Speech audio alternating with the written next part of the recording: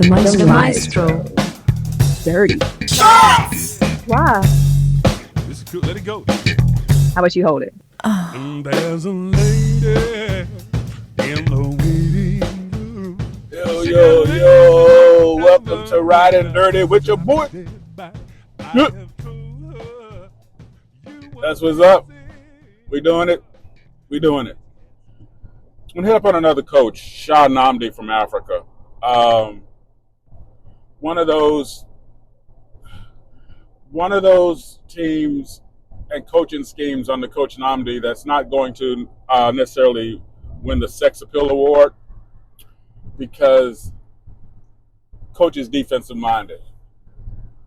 Maestro likes it, but that doesn't get the attention of a lot of people here today who only look at basketball on the surface level.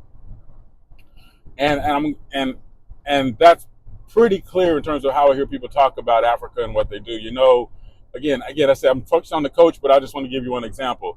Everybody's well aware of Doris Storm and what Doris Storm is able to do defensively. You know, he's one of my favorites in SimWorld Prep, always has been. But it's not just that he's able to do what he's able to do athletically. He enhances a scheme that Coach Nnamdi sets up that's defensive minded, that presses the envelope in terms of we can stop you from scoring knowing that we can get buckets ourselves when we want to. That takes patience. And you're going to be hard pressed to find a coach that I feel is more patient than Coach Nnamdi. The way you see his scheme in terms of everything starts with defense, they are deadly on the transition. If you make a misstep, if you slip up in any kind of way, they're going to burn you. And what I like about Nnamdi's transition scheme, you go back and look at his games, right? And again, this is from the outside looking in. So again, Coach, you always have the floor to correct me. All right, this is what other coaches I talk about. You always have the floor to correct me. I'm just talking about what I'm seeing from the outside looking in. He runs the 3-lane transition staggered. And I don't know if that's because of how the ball comes out, how they decide to run, but I notice whenever the opponent's shot goes up, again, go back and watch the games. Whenever the opponent's shot goes up, you see the 9 o'clock break go or the 3 o'clock break go, whichever's opposite side of the shot, they almost start right away. Then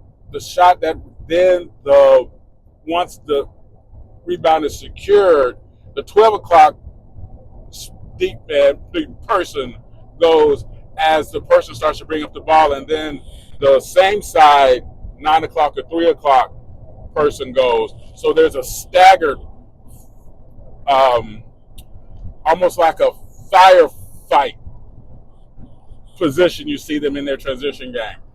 Some other teams do that too, but what I noticed in looking at the Africa games, that's almost the case all the time. If that's something that's naturally happening, that means he's teaching those principles, and that's what it's turning into, which is awesome. If it's happening, it also speaks to the IQ of his players and what they're getting done in the classroom, which is even more better. So that's something else too. But I really like Nnamdi's style in terms of what he has. I really think Doris Storm, again, I know it's about the coach, but having a transformative player like that,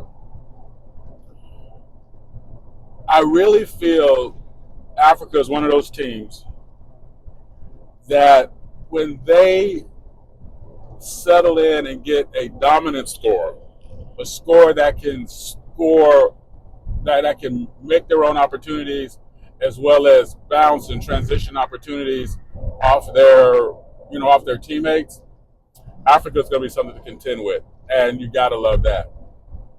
All right, you know the deal. Holla at your boy. Tell me what you think. Tell me how you think about it. Tell me what you want to think about. You know, riding dirty with your boy. You know why we're riding dirty? Because we don't let Jason Bourne borrow our car. Oh, wait, you want me to read?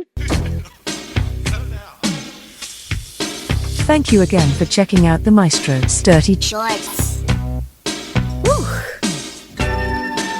Is it last call? Drop a tag below and give us a piece of your mind.